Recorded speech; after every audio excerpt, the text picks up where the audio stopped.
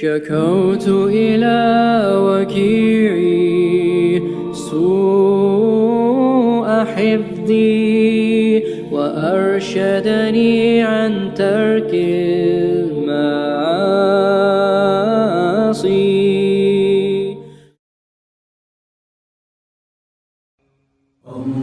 اللهم صل على محمد وآل محمد. اللهم صل على محمد. Посланник Аллаха, саллиллаху алейхи вассалям, сказал: слова эти короткие, и следовать за ними не составляет особых затруднений, только мы не можем за ними следовать. Так вот, пророк, саллиллаху алейхи вассалям, сказал: вы поклоняйтесь своему Господу, Аллаху, совершайте положенные 5 намазов в день,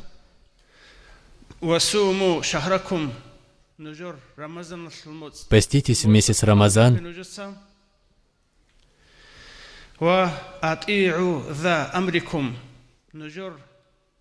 и подчиняйтесь вашим предводителям, тем, кто взяли на себя управление вашими делами,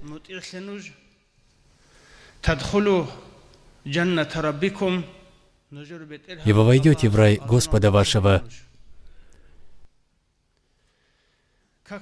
Совершать намаз мы в состоянии, поститься тоже мы можем, но только подчиняться руководителю мы не можем. Мы те, о ком говорят, держат хвост руководителя чисто, чтоб он вперед не шел. Это и есть наша тупость, это и есть место, где мы можем подскользнуться. Это и есть наше эго, наша горделивость, признак того, что мы отсталые люди.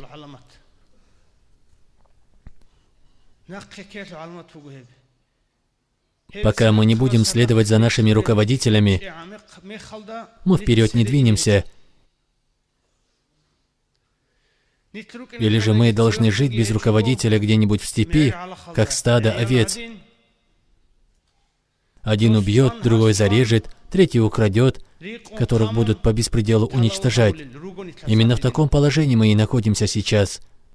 Наш источник высушивают, причем те, кто это делают, люди неадекватные, тупые, были бы хоть разумными. Поэтому мы должны нанять руководителя, заплатив ему как следует, и должны суметь последовать за ним.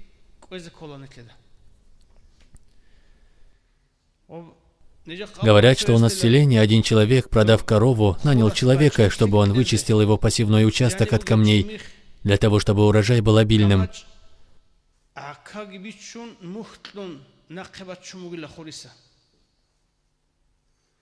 Потом, когда оказалось, что урожай стал еще меньше, ему пришлось на этот раз, продав быка, нанять человека, чтобы он обратно занес туда этот камень. Почему так получилось? Потому что мы не имеем знаний, касающихся обработки земли. Какая почва там должна быть? Как удержать влагу? Как произрастает зерно? Не знаем. Думаем, что наше мнение самое правильное, но оно оказывается ошибочным. Поэтому мы обязаны следовать за теми короткими словами пророка, саллиллаху алейхи вассалям, как бы нам это ни было трудно.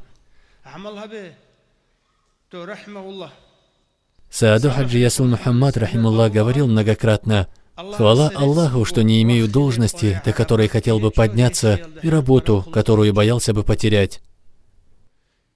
Это и есть стопроцентная свобода. Должность получают, проходя через многие запретные пути.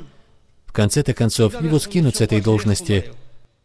Он должен представить, как его будут спускать с нее в тот день, когда он будет требовать искать ее. А тот, кто представит, как его будут спускать, не станет вообще искать ее. Должность — это такая вещь, которую нельзя искать.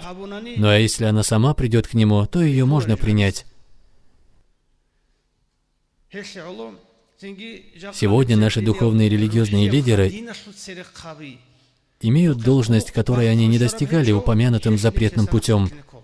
А если же должность у них была таковой, то мы имели бы право и не следовать за ними. Также те, кто любят, добиваются хотят забрать у кого-нибудь должность. Если даже они будут золотыми, безупречными, мы должны знать, что они не достигнут ее. Если даже достигнут, то не справятся с нею.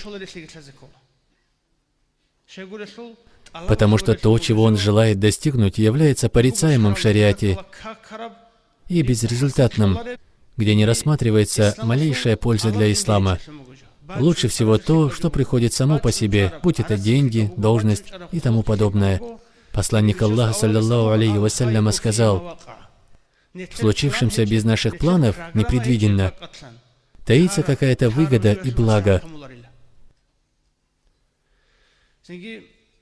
Да вознаградит нас Всевышний Аллах вышеупомянутой свободой и умением следовать за руководителями. Ассаламу алейкум ва рахматуллахи та'аля ва баракатух.